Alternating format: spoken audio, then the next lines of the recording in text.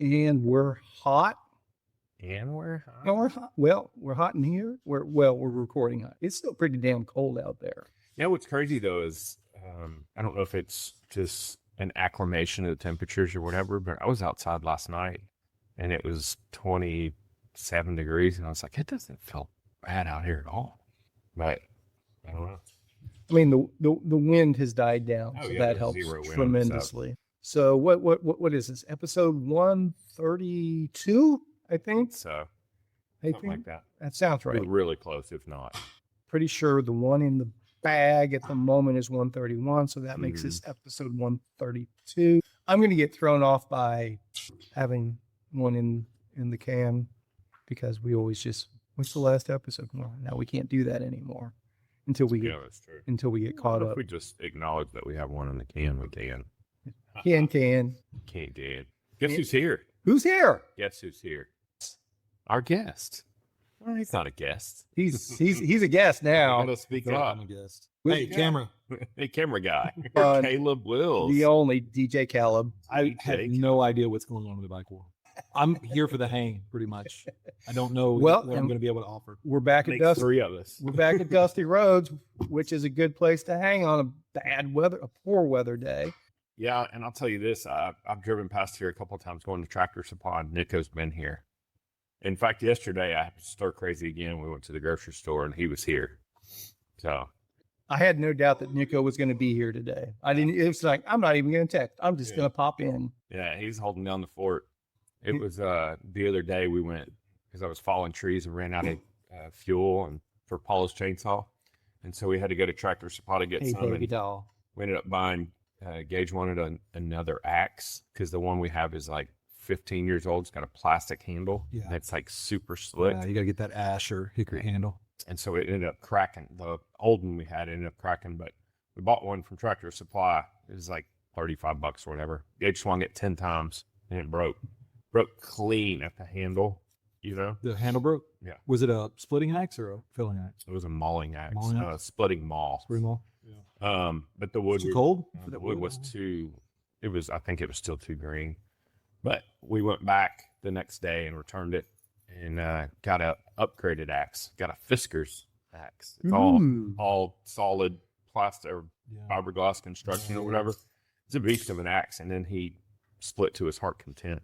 Well, just saying, we went back and forth, stopped by and chatted with him. He was standing outside getting some glamour shots on some bikes in the snow and stuff.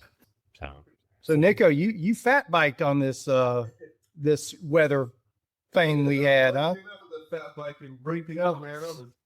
The whole night before, I got so ready and made sure everything was charged good. It was pretty fun. It's a fat e-bike. It was just normal, but I had Axis charger. Oh, yeah. All bikes are e-bikes these days. Below, 30 degrees, so I had to take the batteries off and bring them inside and everything. Yeah. It was pretty cool, man. All off is a completely different trail with snow on it. You know what I love about it is how quiet it is. Yeah, everything is super cool. It's so cool. I was the only one out there about halfway through, and I came up on a guy just running by himself out there. Yeah. And I was like, it's the best day to be out here. And he laughed. He was like, it's just so peaceful. Yeah. It was kind of trippy, too, because like you hear everything crunching as you're riding. Yeah. I was worried, like, about breaking through ice. But they're like, I know the trail. Yeah. You went the north route up towards Pilot Knoll? Yeah. Okay. All the way to Pilot Knoll, and did June Trail and hopped right out on the Chin Chapel. And man, when I hit Chin Chapel, it was just a wall of a headwind, and I just had to sit there like had all my clothes. That's the longest Chin Chapel's ever felt to Orchid or to Copper Canyon. Oh my gosh! Yeah. It was pretty cool though. And people were driving by in their car, everyone was giving a high five. But it was cold. I definitely could use some of those nice cold weather boots that you had on those days, Brian. I have my snowboard clothes on, just normal ground shoes. I think there's a better argument for flat pedals in winter riding than there is. Like, you didn't need clips at all. Yeah, I'm an advocate. You can wear winter boots. You can wear winter boots. You're not going to be pedaling fast anyway. Yeah. Yep. And then when you do inevitably have to get off the bike, you're not in clippity cloppities. Yeah. You know. Nick just did was that Fat this Pursuit weekend? No, it was a couple weeks ago. Oh, okay. His tracker was broke for a while. He was like halfway or 3/4 of the way done when he got his tracker working. But anyway, yeah, they all use flat pedals and heavy boots and all that stuff. I remember the age-old argument was, especially like when Arrowhead was, in its kind of infancy, that the argument was, well, you need to run flat pedals because your cleat and your pedal is a what am I looking for? I was stumbling because I'm looking for a word. What's a mechanism that'll freeze? Yeah, but it's a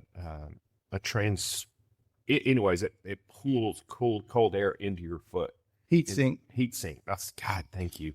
I haven't drank. So what would you use instead? You wouldn't use flat pedals. But no, they're using flat pedals. But a lot of people were insulating the top because it's not just a cleat that has 2 bolts that screws in. There's a metal plate in there.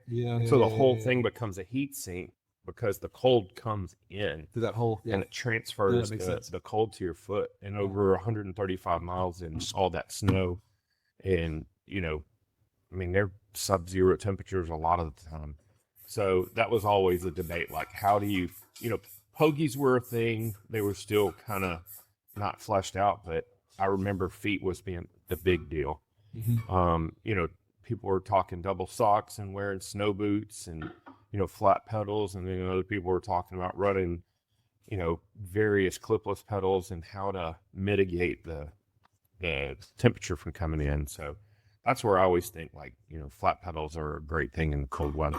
Plus the advantage of being able to wear whatever boot you want, provided it's still functional. As a cycling shoe, you wouldn't want to wear like a straight up rubber boot with no shank in it. The, super soft, squishy sole. Yeah. But it's funny when it's nice and cool, or I would even say cold, and I'm riding in those Shimano shoes that I have. If I'm riding along at a good speed, if I just slightly tilt my toes up and roll my heels back and get wind underneath, I can feel the cool air coming in through either the vents or they probably have or the cleat where the cleats, the hole where the cleats are or something. Well, they may actually have a lot of shoes have drain holes on the bottom of them. That could be it too. Yeah. That's why guys that really ride in the winter, they do a lot more than just shoe covers. A lot of times they change shoes, like those shoes that I have, those 45 Norths that Malone's gave me. They're good shoes. Arguably, I think they may be a little bit too small for my feet. Well, you're supposed to size up like almost a full size. Because you can wear thicker socks. But if I wear 44, and that's the thought process, why wouldn't they size it up? You know what I mean? Like, why wouldn't a 44 fit like a 45 if they're going off? Because it's much easier for them to say just size up than to try to adjust their size. Well, they were a gift. Malone's reached out to me over a year ago after we talked about cold weather riding shoes and blah, blah, blah. And he's like, dude, I have a pair, because he converted to flat pedals. He goes, I have a pair that are basically brand new that I'll never wear. Do you want them? And I go, yes, please. So I paid for shipping, and I think I gave him a little bit of extra scratch, and he sent them to me. And what size are they? They're 44s. And they're too small for you? I think they're a little tight. They're basically warm shoes that are, I can only imagine, completely sealed, that have an integrated shoe cover. They're not the super duper, the wolf hammers or whatever. They're but if they're fully enclosed and non-vented, realist. That was basically the Lakes I had. They weren't a super insulated boot that was fully enclosed, and they were good down to 0 degrees. Yeah, no problem at all. These are pretty good. I rode them when Red and I did a couple of weeks ago, month plus ago. It was 18 degrees. It was super cold, and I rode them. We did all of Old Alton, all the way to Sycamore Bend, and my feet got maybe a little cold. It was sustainable, Well, yeah, but that's different if you were out doing gravel. Yeah. And you had actually had wind blowing on it and stuff. 100%. And the fit is really good. I would love to try them in a 45 to see if it makes a huge difference, because I really think that the premise of this shoe being too tight kind of hinders blood flow and inherently makes your foot colder. Absolutely. So I think that they'd probably be... There's some truth to that. Yeah. I think they'd be a way better shoe if they weren't arguably tight on me. That being said, I'd like to try that, but I'd also like to try their next step up shoe that's even more insulated. But we get an opportunity to use them so infrequently Around here. around here. It's like The only time you ever think about, damn, I need a wear a pair, is it's already too late because it's Yeah. already cold. 100%. I had a pair of these. I had the Ragnaroks from years ago. Maybe that's the ones I was thinking about. Was it the, That's kind of what but I had mine the are. short. I didn't have the tall. That's kind of like what mine are, but they have a zipper up the middle. Oh yeah, yeah. There It's is- a fully enclosed. Yeah, it's much like some kind of a snowboard boot Yeah. enclosure. I made the mistake when I ordered them Mm-hmm. years ago. I ordered my size. I Yeah. didn't think about sizing up, and they were incredibly painful. And I What noticed a dumbass. Everybody knows you're supposed to Size up. Come on, Caleb. well, Jeez. I'm a dumbass. I really didn't know that. 99.7% of the people in Texas would have no idea you're Yeah, supposed to size I didn't up. know that either, honestly. And I Mine give were a them to- gift. Donahue hasn't. Should be on the instruction manuals. Well, Who but reads that? well, there is that, but Yeah. that's also that was why when we interviewed Nico that time about his shop, it's like that's the biggest thing, that bike shops having things like shoes and helmets for people to actually try on Yeah. is, Yeah. it's like one of the biggest advantages of a local bike shop, but it's got to be one of the biggest pains in the asses for the shop itself to stock all the sizes, all the colors, all Oh, the yeah. variations and everything. I can't imagine. Yeah. I cannot imagine. Yeah, I haven't tried on a shoe in a decade. Actually, go to a shop and try on a shoe. I have to try them on. I've got such funky feet that I can't. I have to have a super wide something, and I can't go by Europeans evidently don't have fat feet to begin They with. do not. So, but anyway, You should try nobody wants to know about my feet. You should try on a CD. Actually, CD makes u- wides. No, I used to do the CD X. What? Double E or whatever. Yeah, they had a name for the CDs. Yeah. But then CD did its changeover. That's probably 15 years ago now, where they went to the cheaper leather and I think maybe they call it Mega or something like that. But yeah, the CDs used to be my shoe, and then they changed over, and the new wide version of the CDs doesn't work. Then Euro had some privateers that were awesome, and those went away. Shimano's got wides. And well, now I just ride flats, Oh, that's true. So it doesn't matter. and I like it. I know you do. I like it a lot. I've heard that. Makes all the difference. And I was expecting to hate flats. I really was. So, but I don't go fast. I see after, when Stefano blew our minds and showed up to Wood Ape Ramble on flats, Yeah. it made total sense from a bikepacking standpoint. Honestly, the biggest reason why is I've got so much money invested in shoes. I get Pedals, it's like I'm just not ready to ditch that yet. I get Yeah. that completely. I mean, that's part of why I stayed Crank Brothers for as long as I did over the years. It was like, well, I could switch to SPD, but I'm going to have to buy 6 sets of pedals on the front end, and I've got that old specialized rock hopper frame that I've been trying to build to a knock-around bike for 12 years now that I haven't even budged on it. The idea was to put flats on that, to have a flat pedal option. I was going to put a rigid fork on it as a grocery getter or something. What are you waiting on? I don't know. Just built a new bike. I don't know. I haven't run out of You room. built that one like exponentially fast compared to the. Yeah, and it still took me Specialized a expensive month and a half. That frame sat in my garage for a month and a half for it. That's because you were waiting on parts, though. Well, that Let's and be I fair. was busy. I just didn't. I didn't want to. Here's the thing. I wanted to dedicate a day to have a beer or coffee, depending upon the time of the day, or both at the same time, whichever one. And I wanted to relax and I wanted to enjoy building my bike. I didn't want to go in and go, oh, I have 15 minutes between this next meeting. I'm going to go put the grips on. That's fair. Put the tires or something. And ultimately, it's kind of what I ended up doing is I built it in 3 phases. Yeah. So try to make it next week.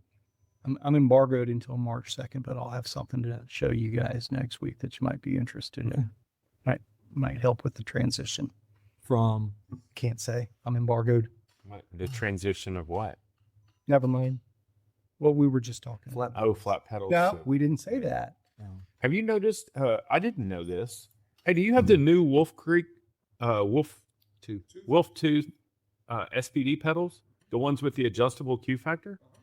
I did not know that was Right there, right there. I have both of them. I have the controls and the alts. So there's the trail and then there's the gravel one. All of them you can do the Q factor on. I didn't even know. And they this make was a one. thing. They make one in purple too. Yeah, I know. Yeah, here's the alt. Here's the alt. They're gonna be the XC one. Then let's have the trail. The platform. Yeah, I like this style right here. Do you have a scale? So I'm sorry, what are these? I'm not These are the familiar new with them. wolf tooth. So you can change the Q factor on these, which I don't know of another pedal that has even had that capability. Sure, you could order them different ways than Sure. the user. They actually adjust them. Yeah, so these, they have a series of bushings. Are these zip tied in? Yeah. I don't know. I bet he knows how to crack a zip tie. Oh, they have a zip Give tie. it to the bro. The bottom one's not zip tied in. So essentially, I was hoping it was.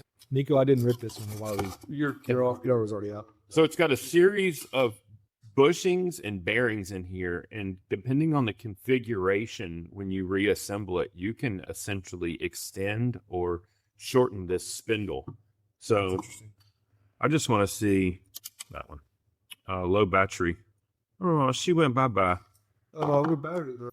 Nico weighing everything. Because this is something that I think everybody's thought of, especially back in the cross-country racer boy. Everybody was focused on Q factor.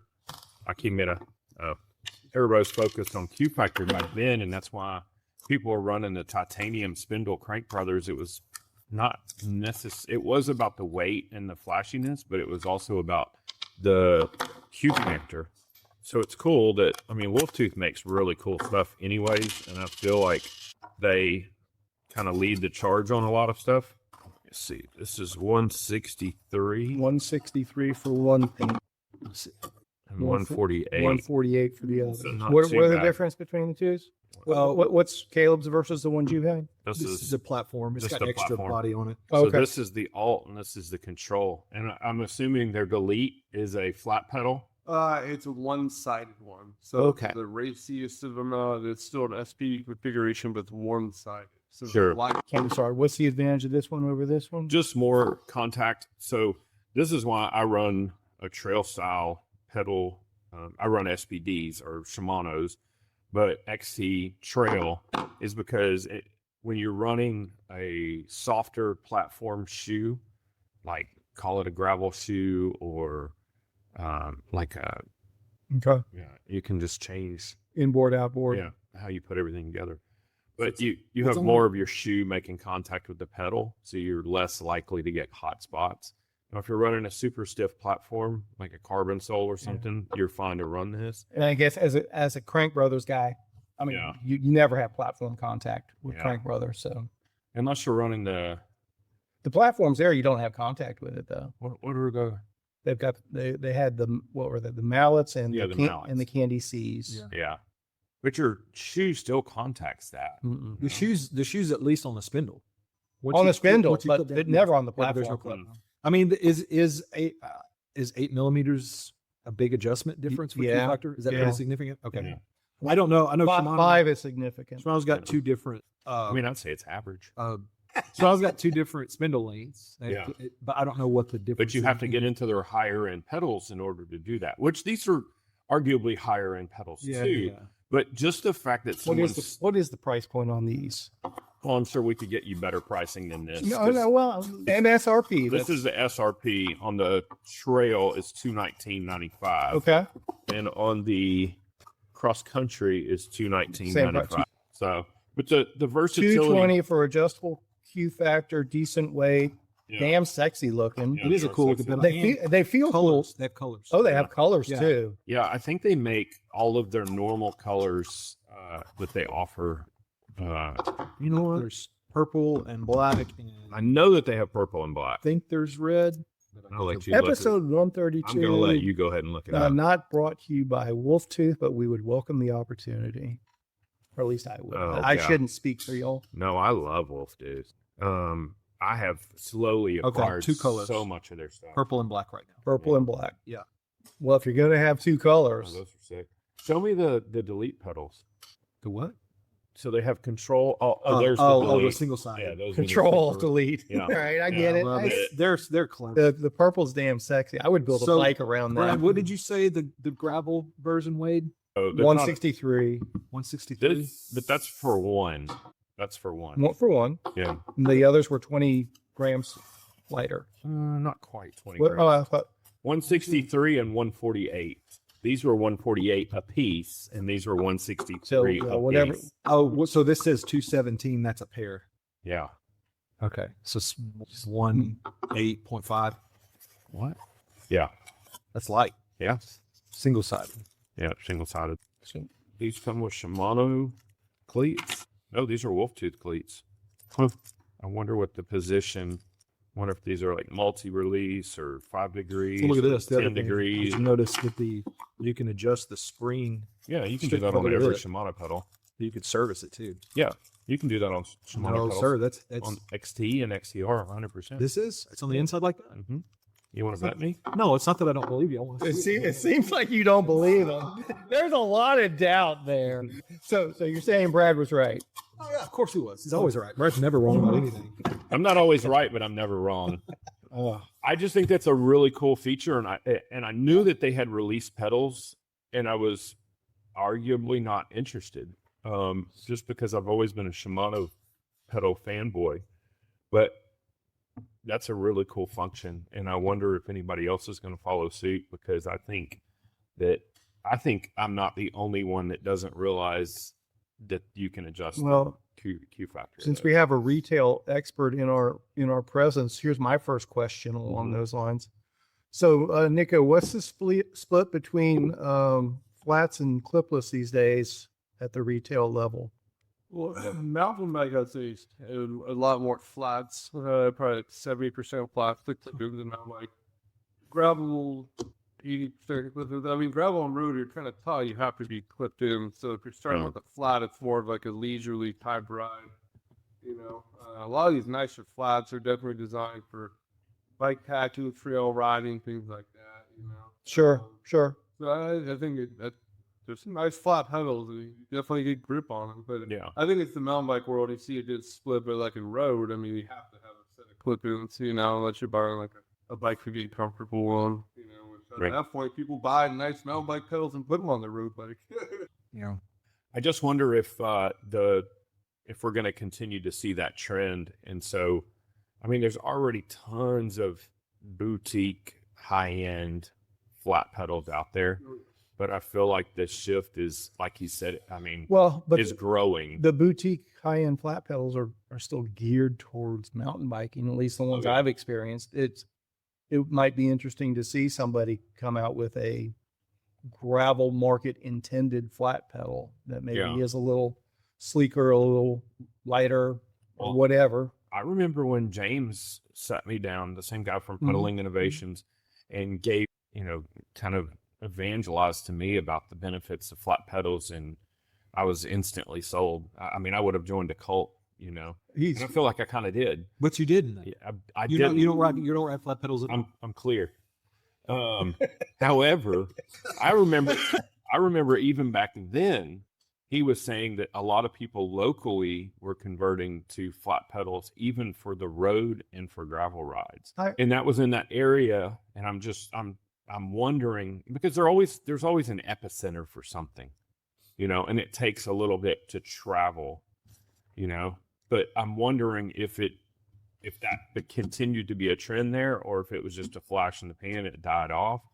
And if it was a trend there and it started to grow, if it's seeding more, because a lot of people don't do it for speed, they do it for comfort. Well, and to be fair, at the gravel racing pointy end of the field, it's a lot of road pedals. Yeah. Oh, and I'm not alluding to the fact that you're going to see anybody in the top 10 in a No, lifetime I Grand Prix understand, on but flat it's pedals. the gravel scene along those lines is still a trickle down from the racers is the main Sure. influence Sure. sort of thing. I think there's People want to emulate what their heroes do. I think they're kind of being forced to at the moment. I think that's what the manufacturers are focusing on. Is Yeah. the race side of things. I mean, it's like, That's why in Our- order for 32s to be successful, our mutual they're going to have to come out with our racing. mutual friend that's been at various positions within the bike industry that we were hoping to get on here to tell the true story from a manufacturer side, that he made it clear he wasn't really going to be able to talk straight, open, which is understandable. Agero? I'm not saying names, but who else would we? Yeah, I don't know. well, your first intuition is probably right. Yeah. I mean, he made it clear his bike company, all they care about from the marketing perspective is race results and racing and everything like that's Because it's all trickle down. that's their perception. Well, that's, I've that's said- their I- focus. I've said that for years. I think they're actually focusing too much on that race trickle down Yeah. and limiting their market potential that way. Yeah, But the whole industry is built on that. sure. But the mountain bike industry was built that way too. And that market evolved to a different type of rider. Well, it's always been a topic of discussion, regardless of how impactful it truly is to the consumer. But I know, like back in the day when SRAM was trying to come up, it was huge, notable. Like if SRAM had a drivetrain on the podium, Sure. and so from almost every bicycle component manufacturer standpoint, they want their stuff on the podium because that gets the most eyes, the most conversation. It's one thing to debut Red Explorer at Unbound and have quote unquote secret eyes seeing it, but to have it win is a whole nother game, Yes, and I don't dispute the credibility it builds by being on the podium. I don't dispute that at all. I'm just trying to say, I think focusing just on those products detracts from other market potential. There are plenty of people out there that maybe are on queues right now that would upgrade to GRX or whatever else, and not the Zoot. Well, you're the expert. What are the different levels of Shimano these days at the gravel level? We would go from Q to, where are we at? 8. We're at 8 to 20 now. So there's you can still get bikes on the market that are OEM with GRX 600. And that's what I'm getting. But when it's put out there, what's the highest level right now on the GRX? I think 327 is the new Di2. Okay, the new Di2 GRX. That's what they promote, and that's what they want people to buy. But there's a whole segment of the market that's on a Q's bike right now that's never going to upgrade to that $10,000 bike. Sure, but they're also not racers. I understand. Yeah, but they're not going after the race. My point is, there's a lot more non-racers than racers to buy. To buy $4,000 and $6,000 bikes than to buy $10,000 bikes. Yeah. But the marketing is to sell all these $10,000 bikes and put out, I need this. And what I think they end up doing is shooting themselves in the foot to some extent, where people that might be interested in upgrading to a mid-level bike, or they don't even know it's worth upgrading to. The perception is, I need to go from my $2,000 bike to a $10,000 bike.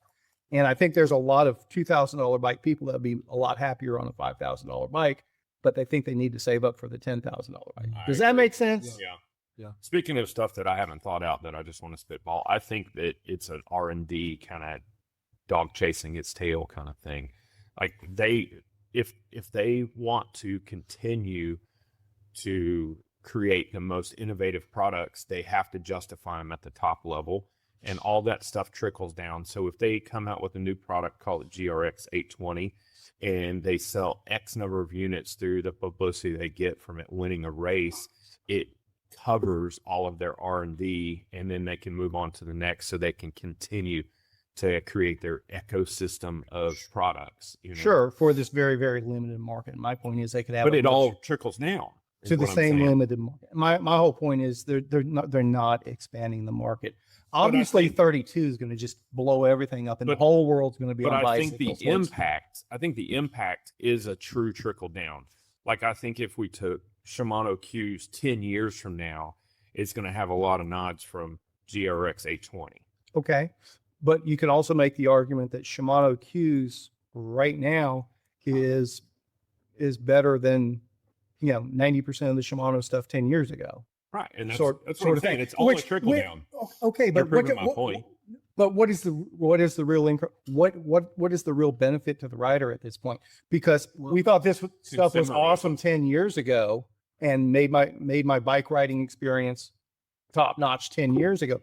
What is it really better to go to that next Because level? if Shimano doesn't innovate, they die. Yeah.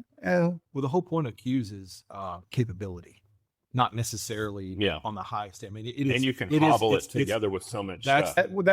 That's the now, thing is and I'm trying to be careful on what I can talk about, what I can't talk about. But like, No well, this is no secret. Like right now, if you look at I'm bouncing from cues to the upper end, and we're making the point of the compatibility between all the different things. If you look at the elite gravel racers right now, they're going to have, some of them will have Dura Ace brakes, XTR cranks or XT cranks, or Dura Ace derailleur or GRX cranks, like, and it's all Di2. Everything talks to each other. right. That's the big benefit of, but going back to cues can also work with, I mean, it's not going to work with the shifter that's at 12 speed, but because it has its own levers and stuff, but you can certainly mix and match even with cues. And it's a 9-speed, I think.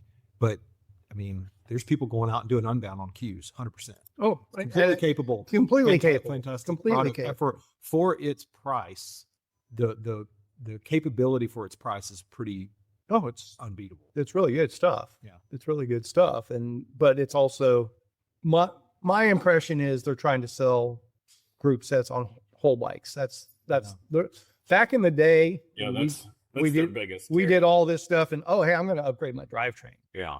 Well, you can just get the bike now, and for not much more than the drivetrain, generally speaking. Yeah, and then you part it out. And so Yeah. Well, the higher end it goes, the scales tip to a little more balanced between OEM and off the shelf. Because Shimano's bread and butter are the commuter components, Yeah. Sora and the Solar, whatever those are, like the commuter bikes in Europe and stuff. That's I all still say my Tiagra was the best group set I ever, but it was ugly as hell. Yeah. like that's where the majority of their money comes from. Commuter bikes in the U.S., the sales aren't as high as they are in Europe and other parts of the world, right? That's where Shimano makes their money is on those builds. The other thing that we don't realize as a consumer, and I haven't ever thought about until we were with Nick in Lajitas or Terlingua, is that what you're riding now, they were working on 3 to 5 years ago. A Exactly. lot of people don't even, it had never entered my mind because, Well, and they had the patent on it 15 years ago. 100%. But the thing is, not only do they have to predict the market while following trends, they have to somehow coerce the market because they're already putting stuff in the pipeline now that's going to come to market 3 to 5 years from now. So they have to make sure they're positioned properly. Like if everybody's going to, I'm just going to say silly stuff, but if everybody was transitioning back towards like an 8-speed, Shimano has to see that, head it off, and be ready to deliver an 8-speed product when it peaks in popularity. And that's just a silly example. I get what you, but Like if everybody's going 13 speed, it reinforces my point about the 32-inch bike. So it's not accidental that we're getting all this hype now. No, you're right. But before we move on to 32, I do want to mention a topic back on this that Back occurred on to me. the wolf tooth pedals. But in relevance to the SRAM Shimano thing, it occurred to me that, if Wolftooth, in the same breath, if they wanted to garner more attention, they would need to win some races, or it would help them. It's not critical. Maybe. But while I was thinking that, having that thought process, they would have to be a SRAM factory rider because a Shimano factory rider is going to be forced to wear Shimano pedals because You know what would really helpful to be featured on ShiftLess? That would just take them over the top. Well, I think we kind of did feature them, but the heart of what I'm saying though is I think that from an industry standpoint, this has got to be a tough water to wade because you're literally That's cutting off half of. and that's I mean, No, I get Not half, but a big portion. a big chunk, and that's Mhm. that's kind of my point too. Yeah. Is that's what the industry does. They want to gobble up all of the talent, Yeah. and it's not tough to do with Yeah. with the limited talent pool, and particularly when and that's also another when Lifetime limits the field, like we've talked about, to 50 riders or what racers or whatever it is. I don't even know what the I numbers think are. it's 25. Well, male and or is it 25 male, 35? whatever it is, male and female combined. Limiting the field itself limits the exposure potential of other brands Yeah, is kind of what I'm getting at. that is true. I hadn't thought about that aspect. So, But at some point, it becomes saturated, and 10% are on X bike and 10% are on X bike, and there's not a lot of one offs. There's not going to be, even if you extend the open to 50 people, you're not going to have Surleys and Salsas in there. You're going to have the big guys. You're going to have Allied and Santa Cruz and Specialized. okay, I guarantee you that let's say Scott. Mhm. Scott would not want a strong independent guy on a Surly to show up in podium. That would just kill their marketing approach altogether at that Well, point. that's it. I hadn't thought about that. The counter of it. Yeah. I mean, Or if some guy showed up on a homemade bike that they welded up themselves, or did a custom carbon lay themselves or something like that. or just something that's a relatively cheap bike. Oh yeah, Yeah. and that's and that again, that's On flat pedals. on flats. Not gonna happen. But you know what they will be on? We're going there. What, 32? 32-inch wheels is what they'll be on. I think that they're going to have to snuff 32 out. What do you mean? Like, I think it's going to gain so much momentum that But it's gonna force need to be- moment. It's force moment. That's my point. If these guys at the top, if these manufacturers at the top of the field say, all right, we're all putting 32s out there this year. Here's where you and I disagree. I think the momentum is built in small shops. Not this one. We think they're just the canaries in the coal mine, just the testing water. No, I think the decisions are already made. They know they're going that direction. Much like the 3 to 5 year thing that we Exactly. I was talking about. Exactly. So, and that's why Schwalbe's coming out with their tires. That's why the wheels are coming out, and that's why all these the components are there to support whichever major manufacturer or imprint S manufacturers are going 32. Who do you think will come to market first? Will it be Orange or will it be Stans to come up with 32 tire sealant? 32 gravel tire sealant and 32 MTB tires. In race Versus there'll be a race formula and endurance formula. endurance, yeah.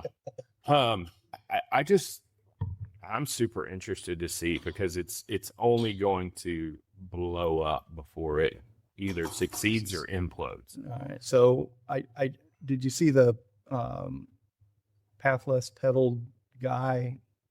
And he did an interview with an independent bike manufacturer that did some test 32 bikes. No, I haven't seen it. I'm going to watch it. So it was interesting. Yeah. And he did hardtail MTBs, which makes sense. Obviously. Yeah. There was a very interesting fact brought up that I hadn't considered yet. Obviously, he was doing mountain bike. So the big downside to 32 that he brought up is taint to tire and dropper post guys are getting.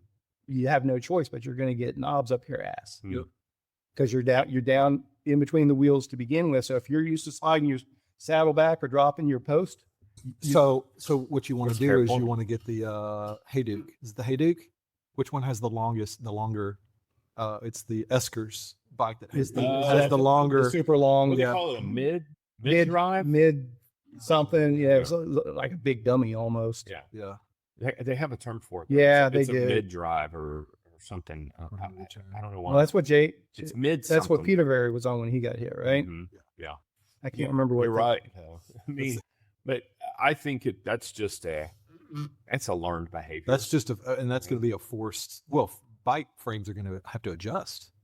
Yeah, I don't think they're going to make adjustments to keep people from putting their taint on the tire. I think you're just going to have to learn. Well, we're back to, I again, yes, the boutique manufacturers, the independent manufacturers, they're all making hardtail MTBs. Mhm. That's not the market right now. There's Yeah. very few. Yes, are there hardtail 29er guys that on custom bikes right now? Hey, this may come full circle to your prediction last year that XC racing is going to make a comeback, right? And so primarily, it's XC racing. I think this is the core of that. We didn't know it was 32. We didn't know that was going to be the impetus. For but it was obvious that the big guys were marketing XC racing. They were trying to get that. Maybe they're looking to figure out a way to sell. And I think the 32-inch platform away their was bumpers. the core of that general marketing move 3 years ago that I was seeing. Well, I made in low numbers here, but I think that in the same fashion that a 29er is way more comfortable in a hardtail version than a 26er hardtail version is.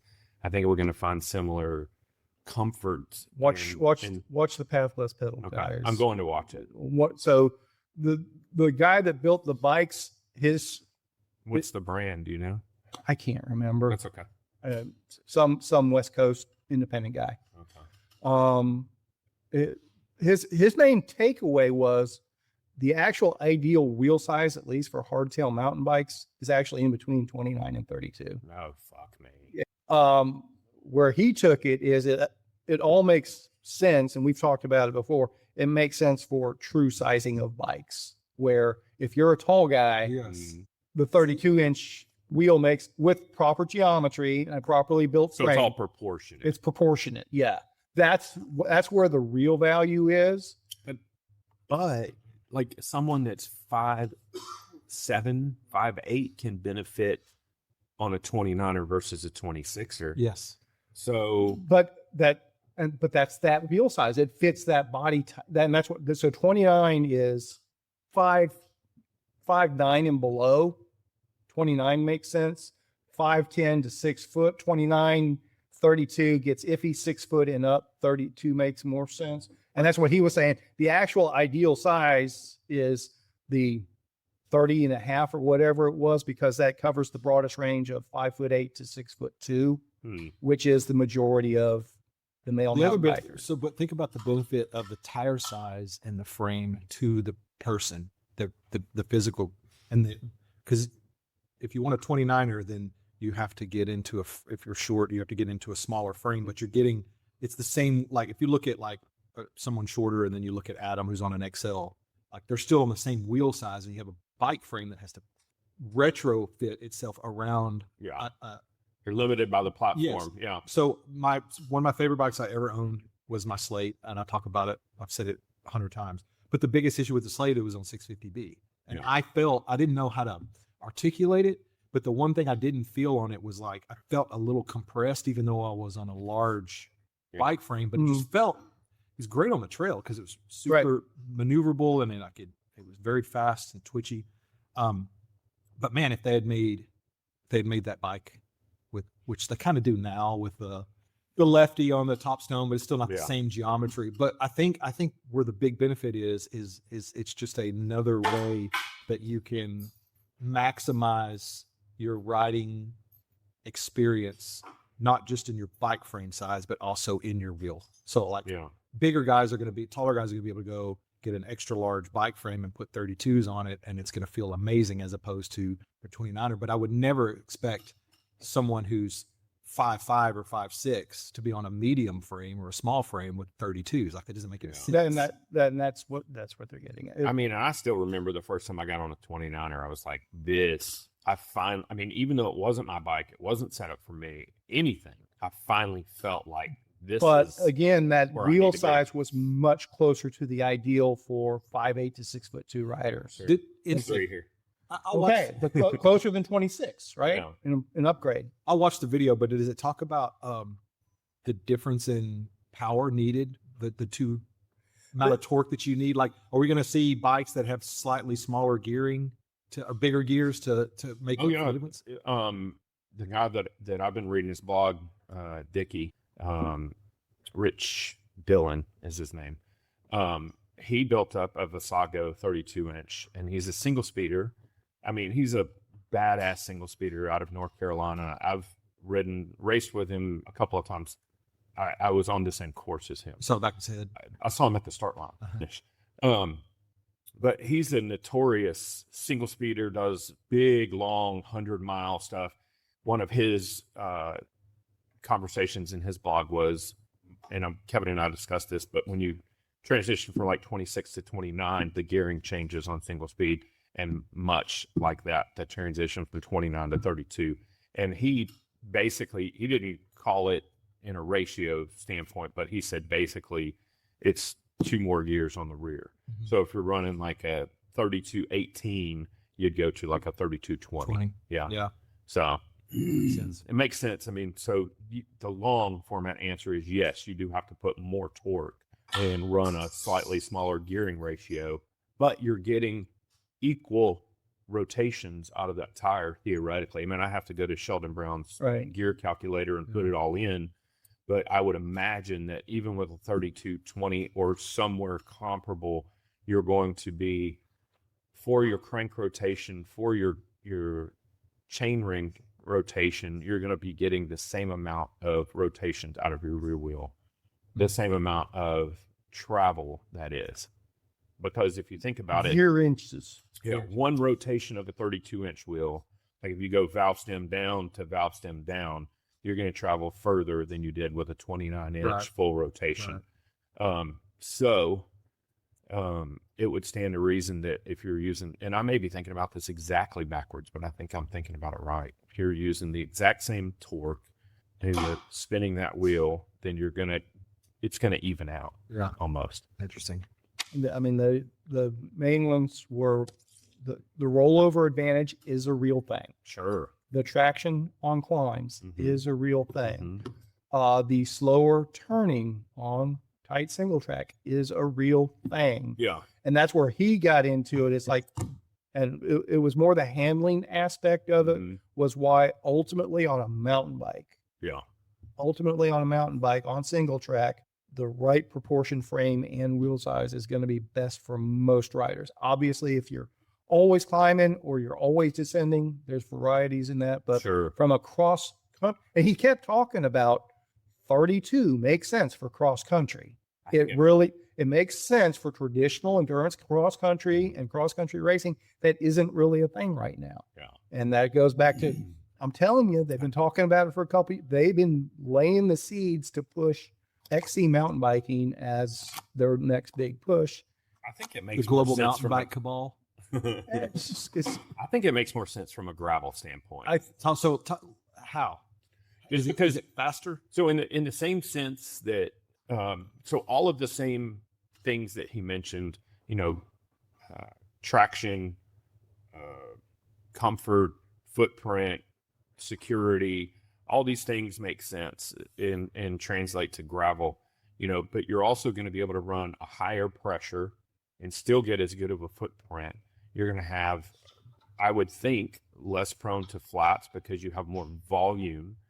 But once you get those wheels up and spinning, they're going to want to stay spinning. Yeah, centrifugal. So here's what the fly in the ointment was. It's our boy Dylan. Yeah. He threw off the gravel market tremendously with his whole drop bar mountain bike approach. He did kind of disrupt things. It did. So I wouldn't say it was single-handed, but pretty damn close. He was the loudest voice. Yeah. Pretty damn close. And so the marketing push was going to be 32 on mountain bike. That was the concept. They may have thought, hey, maybe somewhere down the road we can convince gravel riders too, but they knew gravel riders were going to still be focused on having skinny tires with less rolling resistance, aero efficiency, weight leaning, traditional gravel / roadie racer mentality. That is what Dylan, with his science-based approach, disrupted completely. And he threw their marketing timing off by a couple of years because it was like, we're going to start mountain bike with this 32-inch format and we'll evolve it. We'll convince them down the road that it makes sense for gravel, but we're going to focus on mountain bike. He turned that upside down where I think they're kind of being forced to go gravel first or concurrently, where they were going to transition in the mountain bike world. I mean, he definitely changed things up. I talk about not being in an echo chamber. Like, kudos to him for just saying, F you, I'm going to explore all of these things. And and doing it from a scientific standpoint. You know, It turns instead out he of was just- right. Yeah, yeah. 100% right. He's Well- like the Alex Jones of cycling. Oh, shit. Oh my God. Sorry, I couldn't help myself. I don't think that's probably the right That, comparison. I But it was funny. But you got it was funny. But you got the gist of Yeah. it. oh, we got the gist of it. We sure did. So Sea Otter, Yep. Oh, guys, I'll let y'all know. who's going to send me pictures? Oh, I can't wait. Yeah, but are we still thinking Specialized is going to bring out a 32-inch bike? And if so, is it going to be a gravel bike or a mountain bike? Put your cards down.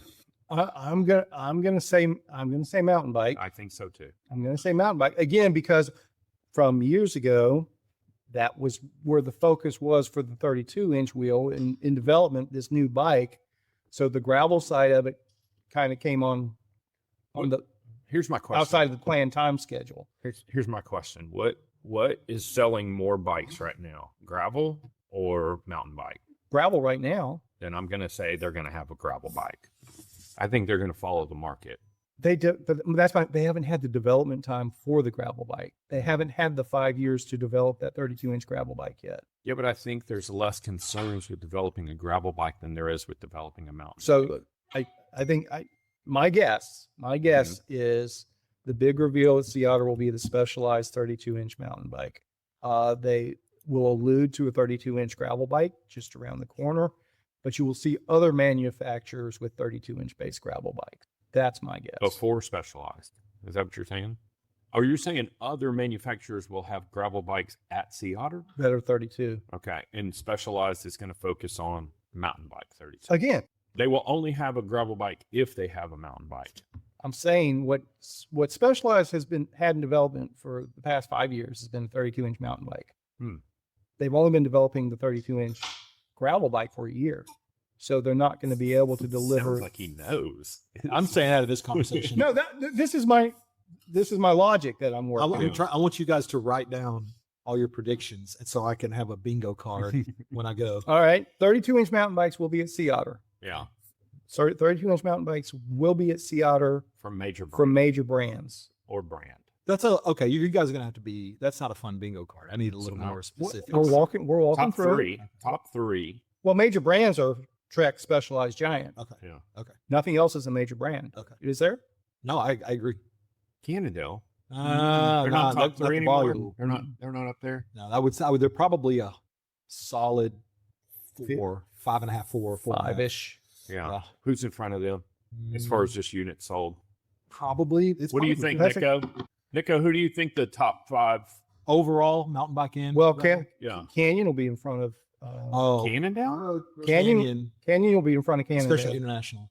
Yeah. The top five probably two bike shops because Canyon with the red could be Specialized. Well, no, we're just talking total units. So Scott and he probably worldwide. are they bigger than Canyon? Okay. Bike shops absolutely. It's No, I'm not. No, I'm talking total units, direct or DOC and he's huge with the special. and BMC is definitely doing a 32-inch full suspension. Probably the top five throughout the United States would be Special Trek, Giant, Scott, Cannondale. Okay. Would be the five here that are bike shop. Again, but not. Where does Canyon fit in just on total numbers? Probably up in top three. Yeah. For this completely, Yeah, no, that's all. So, but is Canyon in a position to do that? Because they're having to come back from all their e-bike debacle stuff. So, Yeah.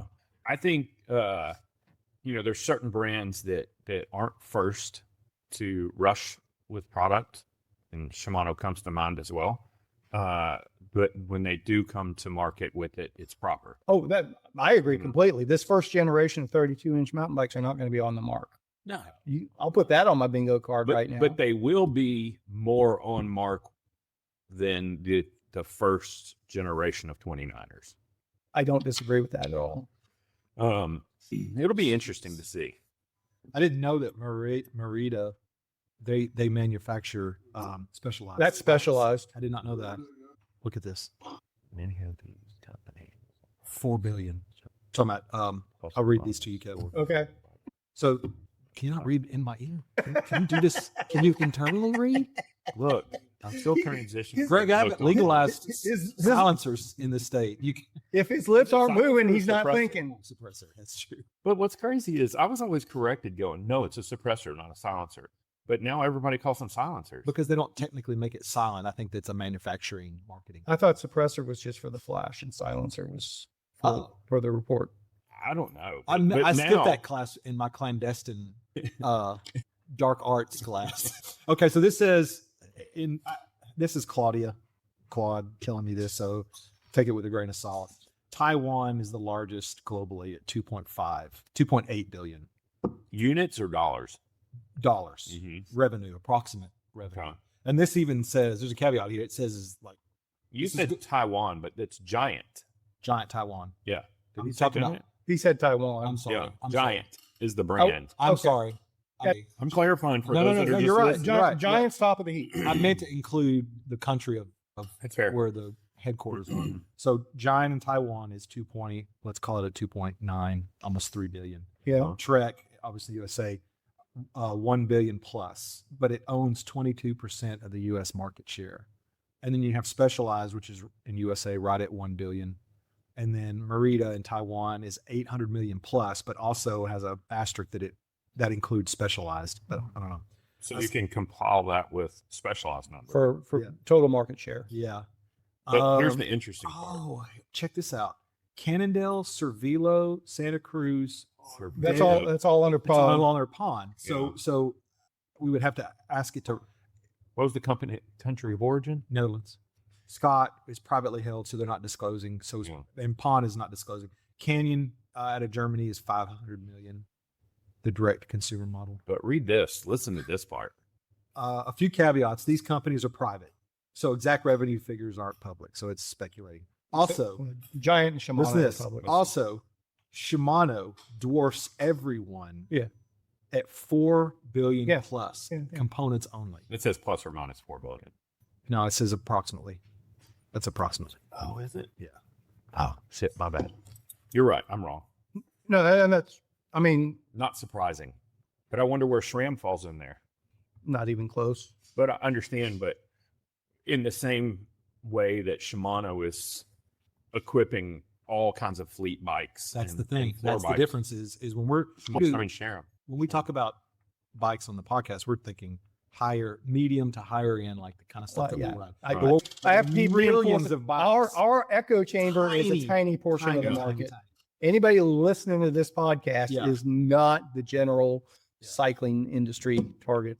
Well, I wonder how many listeners we have that are on Qs or have a bike that they ride on a regular basis that's on a Qs or a Qs level Shiftlesslive@gmail.com. Let us know if you're a Q's rider. or something of So equal. let us know if you're on a mechanical setup of some sort. Oh, For now, yeah, that's true. So this is for global market. I really need. Shimano's got 70%. I like those. for high, mid to high end. It doesn't talk about the Brad low end. likes tiny Low end. They dikes. probably got even bigger percentage than that. Spinners. Employee wise, this Shimano's 4 times. the Come back. size. What you said? Well, it's only talking about mid to high end. Mm-hmm. 70%. Shimano has got the mid to high end, but I bet it's even higher percentage for the Oh, yeah. low end. Yeah. I mean, does SRAM even make commuter components? I mean, it's all high end It is. medium to high end. They make some lower end stuff. Hey, Nico, what's SRAM's bottom barrel components? Yeah, I've got some low end stuff on that aluminum. Different groups. I mean, Apex is the one in gravel, which Uh-huh. also was in the road. And then NX or SX, which is in the mountain side. Yeah, But it's true. Shimano has been around a little longer, and their strategy is Way that longer. They have more like if you go to stores that are B to C level bikes, and they're all Shimano. You Yeah. see one SRAM. But then you go to high end stores, and you'll see everything's SRAM. So it's just you got to keep. It's a huge pond versus like a fancy little, like that's it. When I worked for Shimano, you had to see that's kind of where the strategy is. They're always keeping up with high end, but they know that they always have C to B level. on Yeah. the line. oh yeah, that's their bread and butter. And then it's the most reliable stuff in the world. SRAM did try to make that stuff Yeah, reliable, let's just say, right? you can't forget that Shimano also, speaking of smaller ponds or whatever reference he made, they also make reels, Yeah. fishing reels, Oh yeah. and rods, Yeah. and Yeah. I mean they're all over the board. Well, that's like trying to, trying to determine Garmin market capability based off of our computers when realistically one of their airplane setups probably covers 50% of the bike computer market. Yeah, yeah, and not to mention all their boat navigation Right, as right, well. right. What they really are cornering the market on is data, because they're mapping the entire world through everybody else's purchasing of their components. Yep. It's pretty intelligent. But So what you think on the bingo card for Sea Otter? and I'm not too indifferent from you. I think in addition, Schwalbe will be there touting their 32-inch tire. I think that we're going to see another person throw their hat into the ring in the 32-inch market. I don't think it's going to be Continental, but I think we're probably going to see like Well, who is it so far? It's Schwalbe and what's the other one? Schwalbe and Maxxis. It was Maxxis, right? I think we're going to see like a Vittoria or a Terraville, someone like that. Not that they're the same. Terraville isn't Terraville's QBP's house brand tire? Yeah. And a Vittoria is a standalone So okay, other thing. here's my wild card one. Mm-hmm. I'm not convinced of it, but I think there's a greater than zero chance that QBP will make a big splash on 32 at Sea Otter.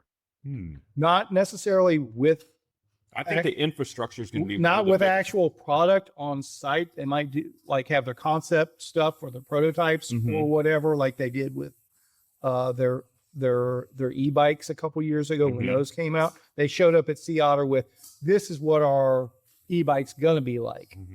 I wouldn't be surprised if they say, hey, we're gonna have a Salsa 32-inch and a Surly 32-inch, and we're gonna have these tires, like a 32-inch cutthroat. something like that, or Warbird or whatever else. I think beyond that, what you're going to see at Sea A Otter 32-inch cutthroat would be an interesting. would be a good one. But I think what you're going to see more so is going to be tires, wheels, spokes, maybe even hubs. I think DT Swiss will probably have 32-inch spokes. I think because that's a big problem right When's now. the Maid show? That's like in June, I think. yeah. Somewhere around there. It's going to be an interesting Maid show this year. 100%. Well, there was 32-inch bikes there last No, year. no, that's what I'm saying. Yeah. It's going to be over the top. There for were sure. very few. I think there were less than 5, but I think there'll be a dozen plus this year. May have to go to Maid. Where is it this year? Is it always in the same place? I thought it was always Portland. Is that not the case? I know it's always upper West Coast or what's that? PNW. It's in Portland. When is it? August 21st through 23rd. Ooh, that's a good time to not be in Texas. That's true. Let's go. ShiftLess goes Maid. Yeah. Let me see. I'll see if I can get the kitchen pass for that one. I've never been to Portland. Nor have I. Should we just drive? Hell yeah, we're taking the ShiftLess mobile. I'm in. I love road trips. Me too. I'm not even joking. If I had the time to take Okay. time off, like if I could, because it'd take 3 days to drive there, right? Market analysis. Find a way to get a market analysis thing going. Oh, I could make that happen, but driving. Well, No, because we have to stop at the retailers along the way and the trails. and the trails. God, don't start. Oh, these are the cranks. So Shannon just got a pair of these. I don't know. I just pulled that up because it looked good. I have no idea. What is the company again? Let me tell you. Is that Ingrid? Ingrid. Yeah. Looks like an Ingrid set. Yeah. I like the Ingrid stuff. I like the looks of Ingrid stuff. Yeah, I don't know enough about it I don't either. to make an educated decision, but I love their derailleurs They've too. got the Rasta derailleur. Yes, I know. Oh, that's right. I did see the roster when they came out. Yeah. That was one of the first episodes we did. I sent you that Ingrid Rasta stuff. Yeah. Kevin, you need to send a cease and desist. Their little icon is a red triangle. Oh. Okay. Look at that weirdo thing, man. That's wild. I love the 'em. derailleur. I love That's that. wild. Look at that. You see that, Kevin? Yeah, he's seen it. Oh, okay. That was on. Oh, that's right. Yeah. Okay, this is what Shannon got this That- thing. It's got I think- dimples. Episodes go down. 33 through 40 brought to you by Ingrid? Maybe, Question mark. maybe it was those. They were definitely the dimpled. And I was like, dude, have you checked out their derailleurs? And he goes, no, I haven't. He goes, oh shit, I'm looking at them now. They're sexy. Yep. That's a good looking crank. Yeah, it's like bronze or It looks like it's PVD coated. What was it? What was that boutique bike we found a couple of Lumina or whatever? Throw some engineered components on. Oh yeah, their derailleurs are my big super prediction sick. for Sea Otter are 135 cranks. That's the other thing. Like the shorter crank thing is still happening. Oh yeah, I get You're gonna that. see some stuff with that too. I get that, but here's the thing. I don't know if does 32 negate that to some extent.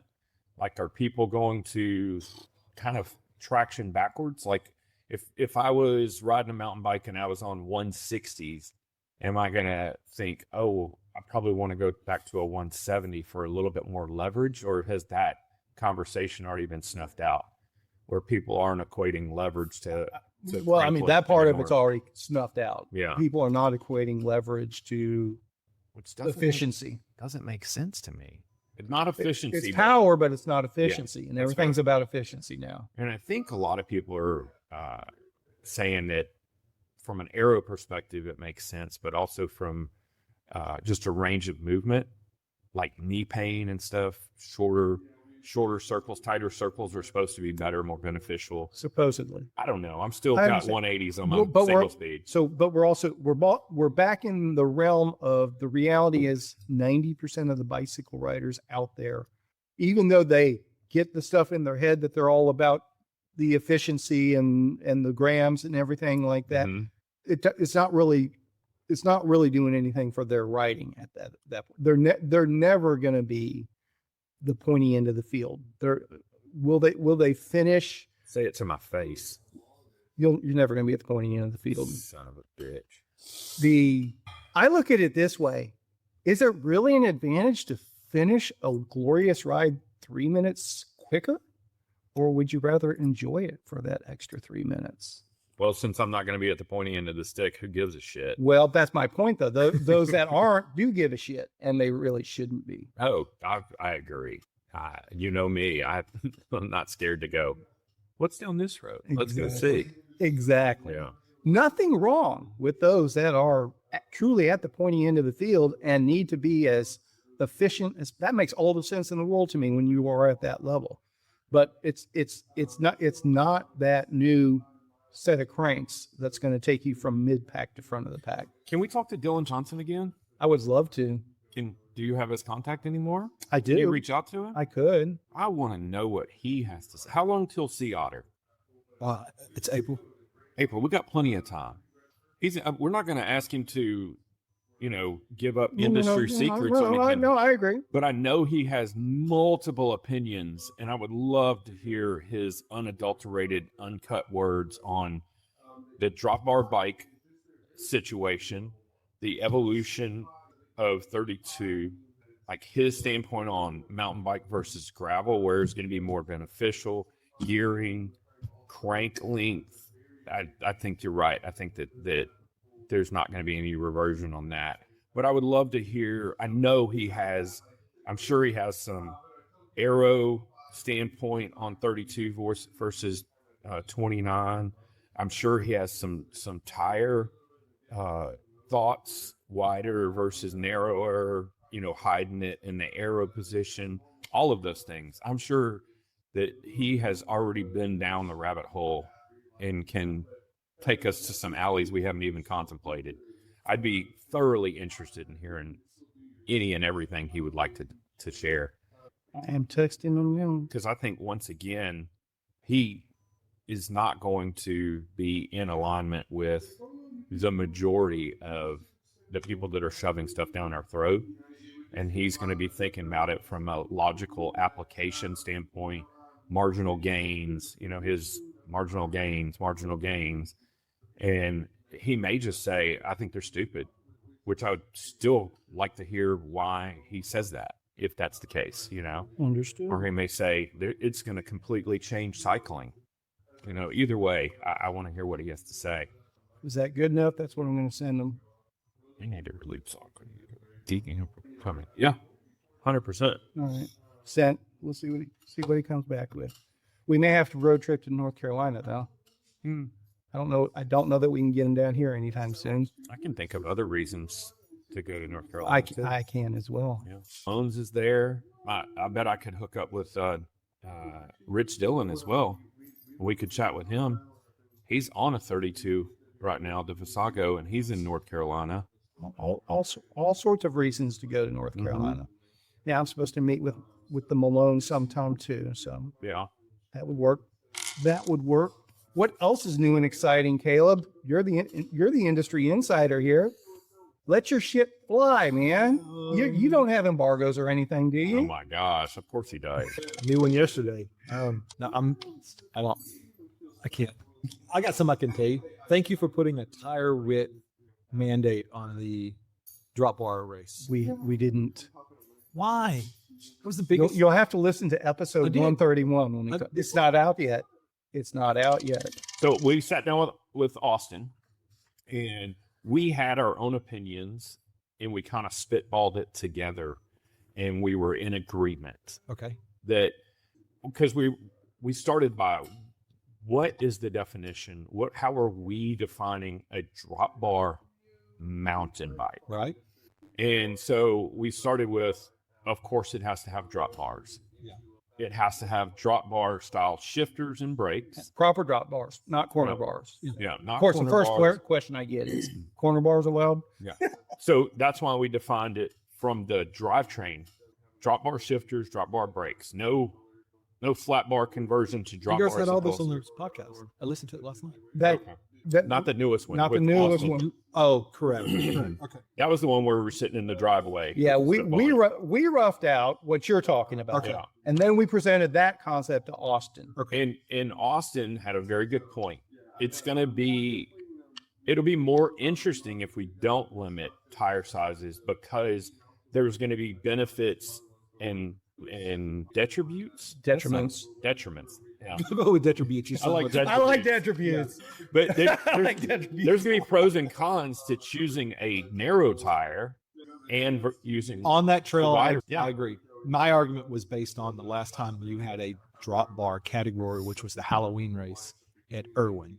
Okay. And I wasn't irritated with you, but I was frustrated that trail, Irwin, was more beneficial to skinnier drop bar tires because of the open field sections. Yeah. And I thought I was at a severe disadvantage. That was a good cyclocross bike trail. Exactly. but it's a gamble. But Because if someone here's runs a really narrow and tire, here's where I'll nitpick you in particular, because you labeled it as Monster Cross, that race.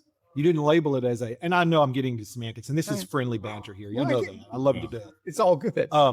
I was just like let down that the term, and I was so gung ho on the Monster Cross word that I thought I was going to line up with a bunch of guys on 29ers with at but least your two. decision making wasn't as thorough as theirs. I mean, They showed up to I'm telling you what it's labeled. Now Yeah. he's calling this race a drop bar mountain bike race, Mhm. not a monster cross. Monster cross, if you look up the definition of a monster cross bike, it's basically a drop bar mountain bike. yeah, but it leans towards larger tires. So does the term mountain bike. Okay. Fair enough. Fair enough. But if I showed up, Look, I'm Monster gonna, cross was an antiquated term that was used to marry gravel/road to mountain biking. It was supposed to be a crossover. it was bike. It was supposed to be a cyclocross bike, but with bigger tires. Yeah, like my Willits is literally a monster cross. really? But I say that even in the monster cross crowd. I mean, there's a guy with a monster cross Facebook page that will ban you if you don't post a description or a picture of your bike that fits his very specific definition of what qualifies for. I think his even goes kind of, well, the frame itself has to be a mountain bike frame or something like that. We had touched on that. So okay, yeah. Hey man, someone wants to show up at Irwin on 45s. All right. I've done it. Right. It's Isn't not that where Austin fun. did take I mean, us? it's Did fun, we but agree it's not that it easy. had to be a mountain bike frame, or did we not? I can't remember. But back to the point though, it's all a roll of the dice. Like if somebody showed up on 38s at Irwin, they're going to be fast in some sections. They're going to struggle in other sections, but they're also going to have an opportunity for a flat. You know what would be a really cool way to really figure that out? what the best bike would be is to have a high level, national level mix of mountain bike races and gravel races that let anyone ride whatever they wanted to and let that determine what the best bike was for that particular trail or race was that That's particular. not safe, Kevin, and we know it's not safe. And it's not fair to all the other riders. What about the poor rider that didn't pick the right bike for the right goal?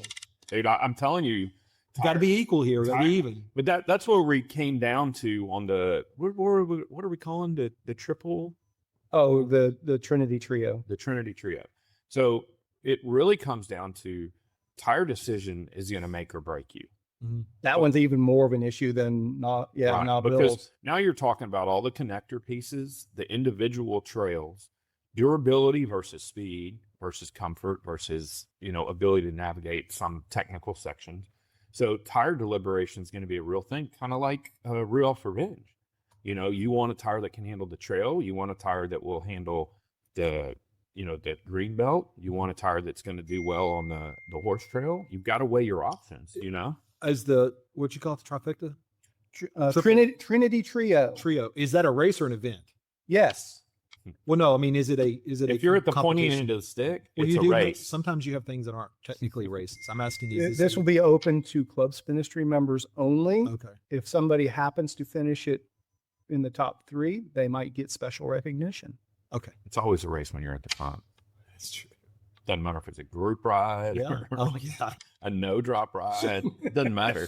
I've never been on a no drop ride. I have to tell you, while we're on 32, or while we're still kind of tangentially, on It's going to be just 32, like e-bike. We can talk about them all the time. Shannon called You me. need to stop that. Sorry, Shannon called me the other day, and he goes, "Dude, did you listen to Guitar Ted's latest episode?" And I go, "No, I haven't listened to him in a while." He goes, "I listened to his."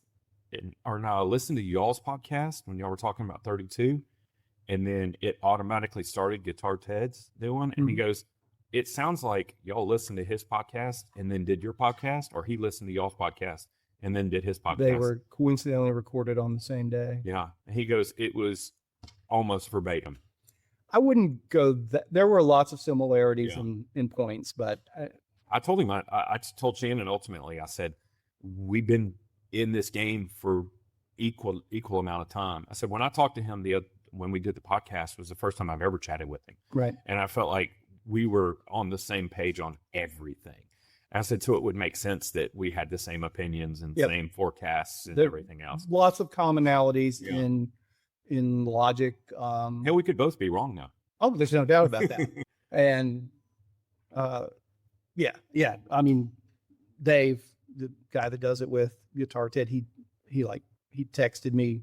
He's like, "Hey, we've got an episode coming out." I almost told Ted to not even put it out there because I'm in the first 15 minutes of yours, and Oh, no shit. Okay. so, But that just justifies their thought process. no, I'm saying, yeah, You know? I think we recorded on the same day. We released on Tuesday. They released on Wednesday or Yeah. something like that. Yeah. It makes me feel good, honestly. I hold him in pretty high regard. So if he thinks the same thing we think, I feel like we're in a safe space. Yeah. So tire sizes are not going to be a limitation. You can Not- ride not- whatever you want. On Scapegoat, that is the current plan based on the recommendation from our racer feedback. Okay. Yeah. What does he ride? That means He's got to drop our mountain bike Niner. No. Yeah. Yeah. okay. Niner full suspension. Well, what's the bike that he did Judgment Day on, though? That's his custom.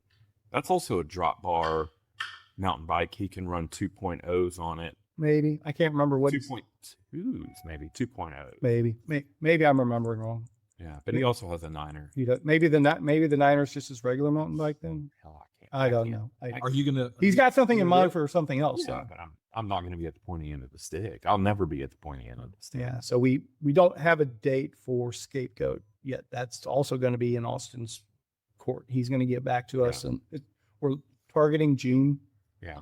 for that one. I mean, I'll be on my Fargo. The morning, you guys are talking about the weather. The mornings in June still aren't brutal yet. Not the mornings. Yeah. It's not Agreed. because typically But that's what I was telling him. I said, but the morning is when Knob Hill's going to be crammed because everybody's going to be trying to beat the heat, and we can't close the trail. well, that's going to be true at any trail you do. You know, It's And I agree. We're not doing this at night. we're not and doing once again, it's a balancing act. Yeah, I think it's gonna be an early morning start in Yeah. June. It's 7:30, something like that. Trail won't be clear, but it's still gonna be before the crowd. Most people aren't showing up at 7:30. Yeah. Yeah, I agree. The And we talked about doing how did we settle out on the qualifier thing? we're gonna lean on the pre-ride it and do a Strava qualifying lap. Post a picture of your bike at Yeah, the trailhead something like that. along with your Strava. Yeah, something like Okay. that. I'm ready. So Ready. We'll nail that down. We do have a date for the Trinity. Can I go? Trio. Can I just pull any random ride that I've already done? And just pick No, the it has fastest to lap? be on the bike that you're going to race. Yeah, Okay. I've done. Well, yeah, but yeah, you don't know what the route or the course is yet. Well, there's not very. You're not going to do a full lap. Don't know yet. Okay. That was my push. Was for a full lap. It could. It could. As someone who It could hypothetically have a bonus stretch in it. that's cool, but my I wouldn't shorten it. Let me put it to you that okay, way. thank you. Yeah, Yeah. that don't do that. Yeah, because I Minimal do the full. I like that you would have to meter your effort, know where to put it down, know where to conserve. You know. I'm not on the pointy end of the stick, but I do have an advantage of riding that on a drop bar bike dozens and dozens of times. Understood. I know how to ride the. I know. So the spots. what's a full lap there? 11 and a half ish. 14. Oh, is it 14? Uh, I don't think it's that much. That's what Nico said. Yeah. Right under 13. Yeah. 12.7, I think. So if we hypothetically went up Dunham Road to an out and back with a checkpoint and made it an even 15 miles somehow or another. Where did you plan on doing the start at? Which trailhead? Most likely just the main 377 trailhead. I would argue the cross timbers would be good because There's not going to be enough parking there. cross timbers parking lot's bigger than the trailhead, and plus you got the road up to lead. Technically, Technically, that's for horse. it's horses only. You're not supposed to ride a bike from that trailhead. Okay. Technically speaking, except We when should do a mass start south of the bridge. Right up on 377 and cross the bridge and hauled off the traffic. Yeah, Make we're it a little definitely nice not. for once. We're definitely not doing. That's yeah. That's asking for trouble. Don't get me started. I can't send people on 377 anymore. Just can't be done. Just cannot be done. Oh, throw some news in here. 32. We'll talk about that somewhere along the way. We'll talk about 32. I know it's out there. Heard rumors. This is probably going to be come out when it's not needed, but or post when it applies. But we're pushing chainring massacre. I saw that. Another Morning. week. I've already changed it on my calendar. Again. I think that's smart.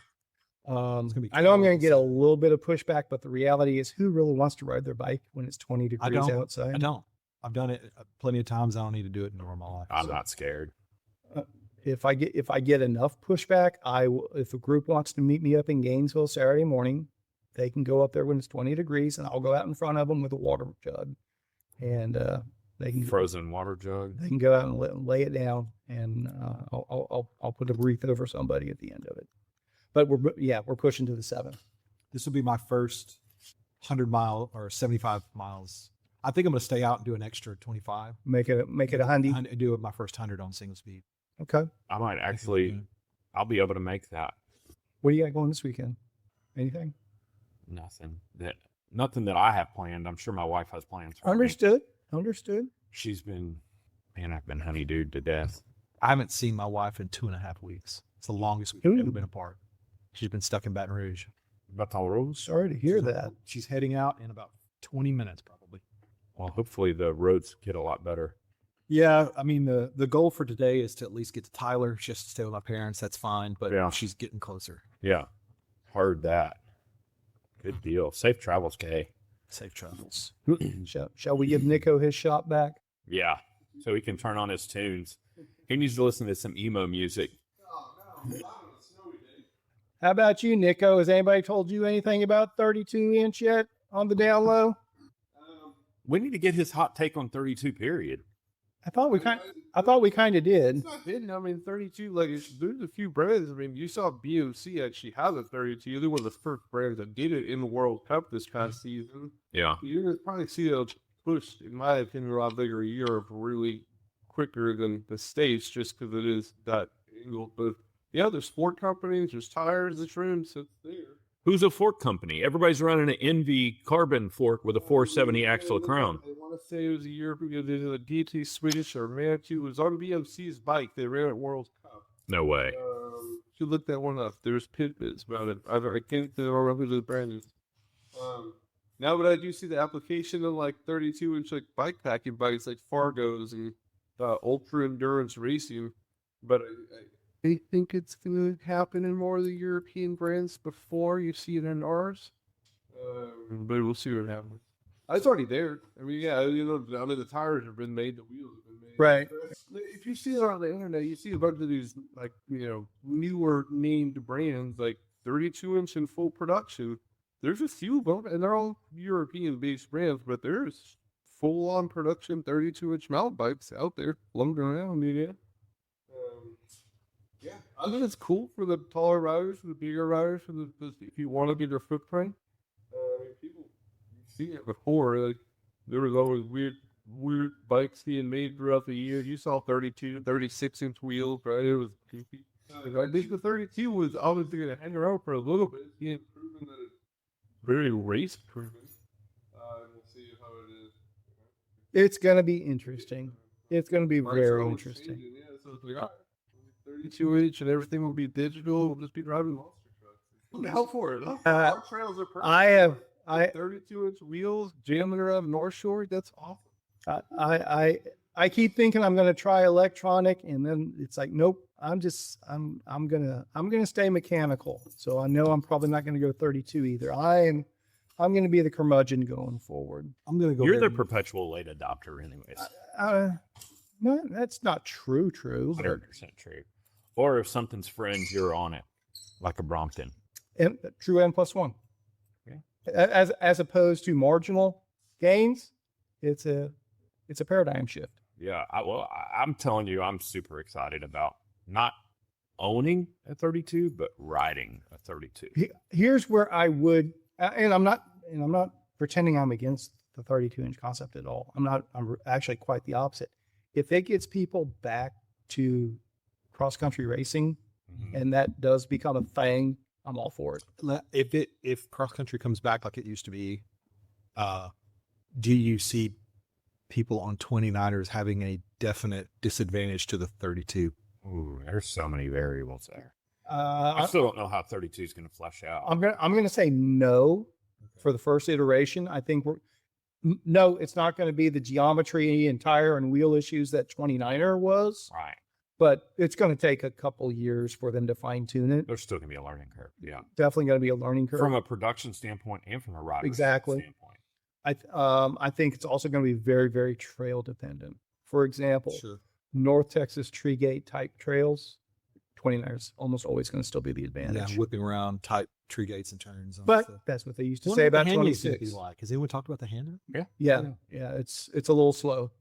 Yeah. I wonder what it's like when you point it downhill. Like I think of something like the Womble, where you have those long downhill sections and you have some sharp turns, not a lot, but I wonder if that thing's going to be just float through all that stuff. And you're probably going to burn through brake pads a little quicker. I think there's going to be an argument to be made. You've got to run stronger brakes. Like if you're running double piston. I don't know if you're doing double pots or if you're just upping your rotor size.